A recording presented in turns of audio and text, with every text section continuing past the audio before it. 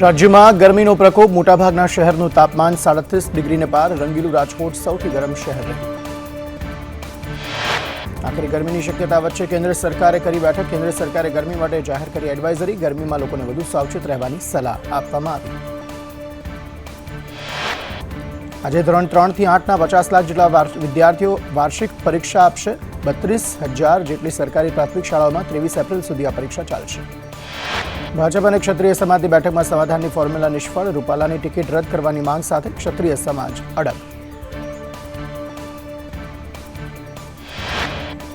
રૂપાલાની અભદ્ર ટિપ્પણી મામલે ક્ષત્રિય સમાજની અનોખી રણનીતિ સાથે મહાસંમેલન. ધંધુકા રાજપૂત સમાજની બોર્ડિંગ ખાતે મહાસંમેલનને લઈ બેઠક યોજાઈ. રૂપાલાની અભદ્ર ટિપ્પણી મામલે ક્ષત્રિય સમાજની અનોખી રણનીતિ સાથે મહાસંમેલન. ધંધુકા ખાતે બેઠક યોજાઈ. ભાજપ મેનિફેસ્ટો સમિતિની બીજી બેઠકમાં ભાગ લેવા સીએમ ભૂપેન્દ્ર પટેલ દિલ્હી જશે.